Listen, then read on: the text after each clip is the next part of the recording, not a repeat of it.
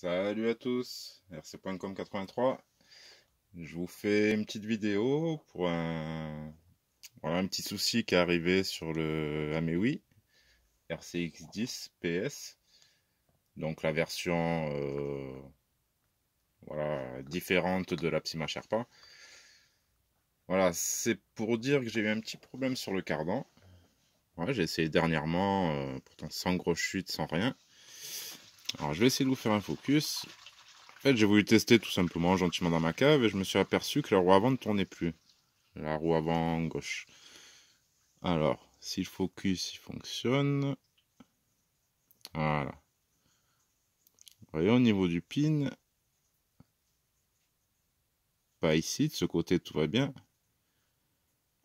Ici précisément, vous voyez, là, on voit bien qu'il y a un bout de matière qui est parti. Bon, il reste un peu bloqué dedans quand même. Bon, j'ai réussi à le remettre dedans.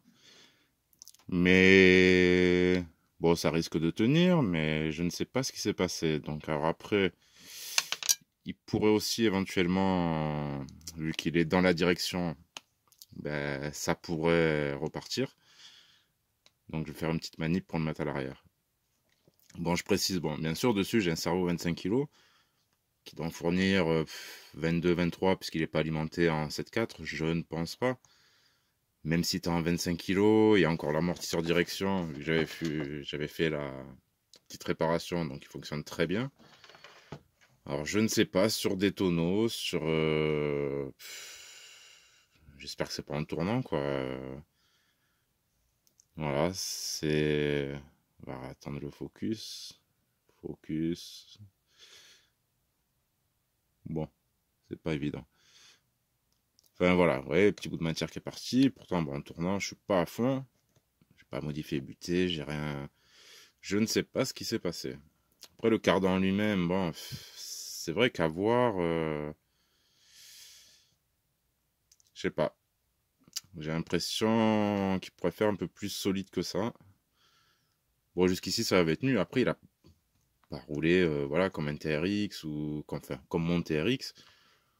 Il a pas encore assez roulé pour que j'ai des soucis de cardan, quoi. Donc, bon, je pense que c'est sur un problème de direction. Je ne sais pas. J'ai dû rester bloqué quelque part et ça a dû, au mauvais endroit, au mauvais moment, m'arracher ça. Alors, si bien sûr quelqu'un a eu ce problème sur un Apsima Sherpa ou sur un RCX 10, bah, n'hésitez pas à m'en faire part, savoir voilà, si ça m'est arrivé qu'à moi ou à quelqu'un d'autre.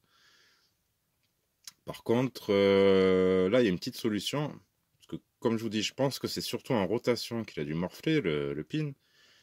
Il a dû s'arracher comme ça de l'intérieur. Alors, pour ceux qui ont ce modèle, vous allez avoir une solution toute simple. Vous voyez, ici, on est à l'avant gauche.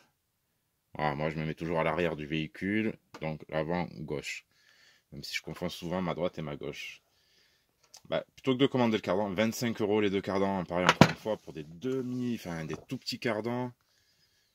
En plus, il n'y a pas d'upgrade, donc on n'a pas le choix, c'est ceux-là. J'ai essayé de regarder, je sais pas comment on pourrait modifier ça. Trouver un cardan HSP un peu mieux, et pourtant HSP c'est pas le top non plus, mais l'adapter à celui-là, mais c'est pas évident avec les portiques. On trouve pas vraiment ce qu'on veut. Bon, bref. Pour ceux qui auront ce modèle, parce que je pense pas que tout le monde a acheté des Sherpa, même si je pense que celui-là ou le Icon, il n'y a pas grand monde qui l'ont acheté. Pourtant, c'est bien beau d'avoir une carrosserie Toyota, ça change un peu. Enfin bref, on va passer outre. Voilà, l'avantage, c'est comme on a un pont arrière qui est prévu pour être directionnel, ben, je vais pouvoir passer celui-là à l'arrière. Voilà, et celui-là, vu qu'il ne doit pas avoir de problème, je vais le passer à l'avant. Je vous fais pas le démontage en vidéo, puisque bon, alors il aura fallu que j'enlève la carrosserie. Ouais, ça c'est c'est ce qui est un petit peu complexe, un petit peu chiant, on va dire. Hein. On va dire les mots tels qu'ils sont, chiants. Voilà, cette histoire de cage à l'arrière, donc quand vous démontez les vis en dessous, faut retourner, c'est un peu galère. Donc je vais vous laisser là-dessus, je vais remonter et voilà, je verrai s'il n'y a pas de souci à l'arrière. Ah oui, pareil, avant de passer au démontage, remontage, que je vais faire, je vais couper, je vais faire ça. Ouais. Bon, ici j'avais cassé des des petites vis en mettant voilà, le moyeu central, le cache-moyeu. Hein, c'est un cache-moyeu, derrière il y a la vis de la roue. Mais je l'ai mis vraiment par esthétique, mais dès que vous avez à démonter une roue, vous voyez, vous avez 6 vis à enlever, pour enlever ça, pour enlever l'écrou du milieu. Je suis pas fan de ce genre de système. Hein. Bon, après, c'est des jantes pas très chères, elles font le travail. Puis après, si je veux, j'ai qu'à ne pas le mettre. Mais vous voyez, quand vous mettez ce genre de truc, attendez-vous à galérer pour pas grand-chose, quoi. Autant ne pas les mettre quand on fait du crawler. Si vous savez que je change souvent les roues. Après, bon, je vais pas revoir ma vidéo. Comme j'ai dit, le pneu, ce qui est bien, c'est qu'il a pas de côté. Il a pas de sens. Voilà. Il peut aller. Donc, j'aurai même pas besoin de changer le pneu. Je vais juste passer celui-là à l'arrière droit. Et l'arrière droit, je vais l'envoyer à l'avant gauche, tout simplement. Et donc, ce petit souci, vu qu'à l'arrière, il sera droit, ben, je pense que ce cardan devrait durer un peu plus longtemps. Voilà. Ça m'est vraiment arrivé à l'avant. Donc, si quelqu'un a le même truc, n'hésitez pas, ça serait gentil, voilà, de me dire. Alors, on voit bien, c'est ce côté. On voit bien, mais pas au téléphone. Enfin bon, il y a un bon 2 mm de matière. Un bon 2 mm qui est parti. Bon, bref, je vais pas vous embêter avec ça. Je démonte, je remonte et voilà. Juste, je remettrai peut-être 2 minutes la vidéo pour dire s'il y a eu un souci ou pas. Et voilà, à tout de suite, merci. Et nous revoilà à la fin de la réparation.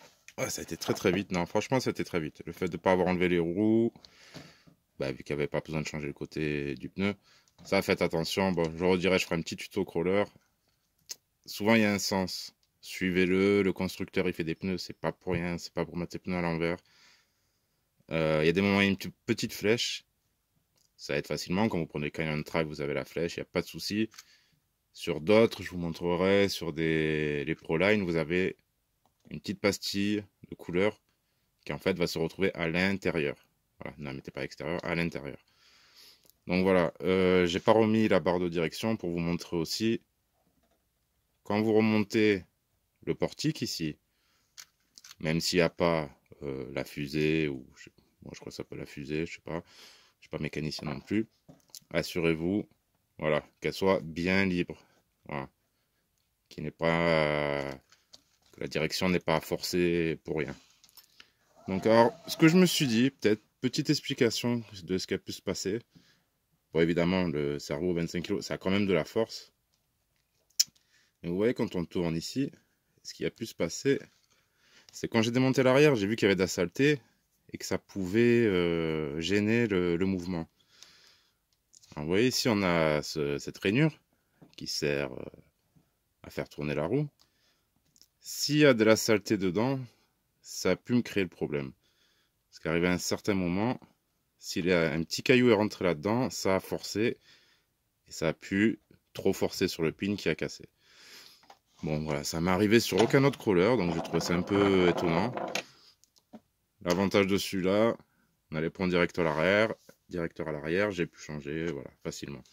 Et l'avantage aussi, c'est qu'il manquait un petit peu de matière, c'était un peu cassé, mais je pense que ça devrait durer un petit peu. Voilà, le fait qu'il soit à l'arrière, il ne devrait pas y avoir de soucis. Bon, en espérant que ça ne me le refasse pas trop à l'avant. Parce qu'un crawler avec 3 roues motrices, c'est pas génial. Allez, je vous fais le petit instant mécanique. Par contre, mon tournevis, il est pas top. Il est neuf, mais il est un peu gros. Donc, je vais en profiter aussi pour dire, ben, je pense que c'est pareil sur le Sherpa. On a une visserie, ben, quand même de qualité, du 2. Enfin, empreinte de 2, empreinte de 2,5. Pareil, sur un indice, c'est la première fois que je vois des empreintes de 2,5 sur beaucoup de pièces. Souvent, c'est du 2. Bon, 1,5, c'est assez rare, 1/10, à part certains trucs.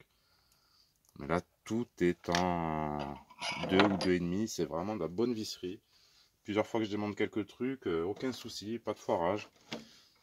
Alors là-dessus, voilà, je suis assez satisfait de la visserie. Pas trop rouillé, comparé à certains, je vous montrerai aussi. celui-là, il s'en sort plutôt bien. Donc voilà, hein, je sais qu'il n'y en a pas beaucoup qui l'ont, ce crawler, mais enfin, de ce qu'on voit sur YouTube, après, bon, c'est vrai que c'est aussi que Miniplane qui le vend, ou sinon c'est en Allemagne. N'oubliez pas, il existe en version 1.8, vraiment beaucoup plus gros, avec les blocages ou sans les blocages. Enfin, ça me donne envie pour 2021 d'essayer peut-être un 1.8 avec cette gueule, peut-être une autre couleur, on verra bien.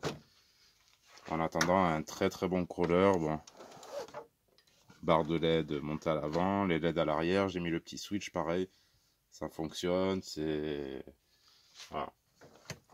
Je sais qu'il y en a beaucoup, ils ont pris le Sherpa parce qu'il y avait énormément de LED. Un kit LED, ça vaut que dalle.